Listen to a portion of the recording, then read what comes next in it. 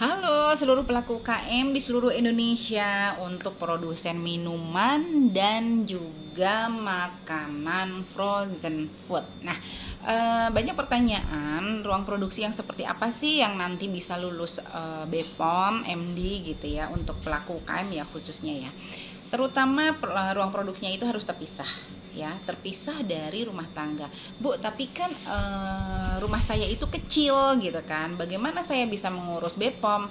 Oke, kalau untuk pelaku UKM yang memang rumahnya itu masih ukuran 90 meter atau 60 meter, mungkin bisa Bapak Ibu gunakan untuk biasanya kan kalau rumah perumahan itu kan suka ada sisa depan tuh untuk carport atau untuk taman. Nah, coba upayakan jika memang karyawannya masih satu itu masih diperbolehkan dengan luas ruangan yang istilahnya tidak terlalu luas, itu nggak masalah. Yang penting pada saat mengerjakan tugas-tugas di ruang produksi itu tidak saling senggol-nyenggol dan lain sebagainya gitu, karena kalau saling senggol nanti kan hazardnya tinggi ya gitu, kemungkinan terjadinya bahaya itu akan lebih tinggi.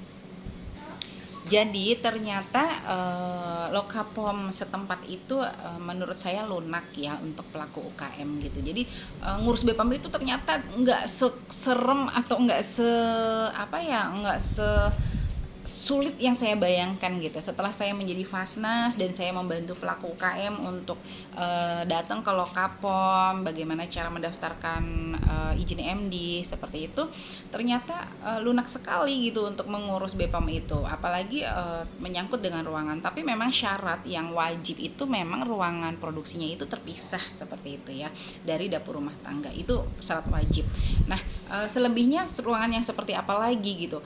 Terutama untuk proses alur produksinya itu tidak bersilangan, artinya proses misalkan dari mencuci, terus mengolah, terus memasak, kemudian mendinginkan, packing dan penyimpanan produk jadi itu tidak bersilangan. Artinya tidak misalkan masaknya di sini terus di ujung sana ngolahnya seperti itu, terus nanti balik lagi ke sini untuk label, nggak kayak gitu ya. Tapi alurnya itu tertata dengan baik gitu ya kan.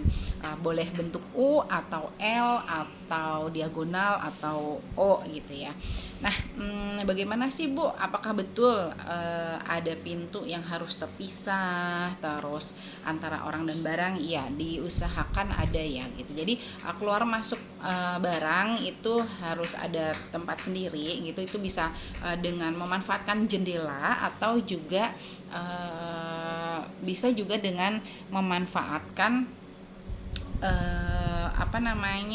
kalau ya jendela lah intinya ya gitu, memanfaatkan jendela untuk menjadikan pintu keluar masuk barang, dan pintu itu yang pintu normal itu untuk keluar masuk orang seperti itu.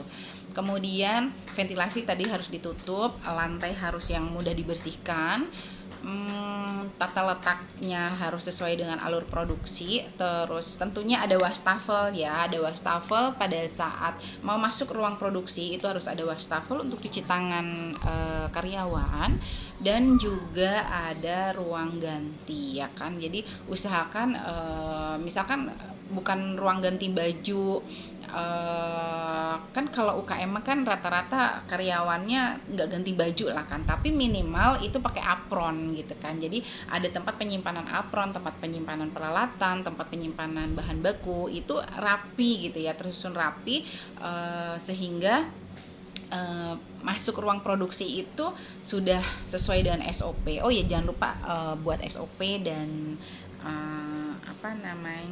kartu-kartu stok itu dibuat juga ya. Nah, syarat ruangan sih seperti itu, tidak terlalu banyak, tidak terlalu rumit ya kan. Yang penting ventilasi tertutup, saya ulang lagi, terus lantai mudah dibersihkan, dinding mudah dibersihkan, terus apalagi ya,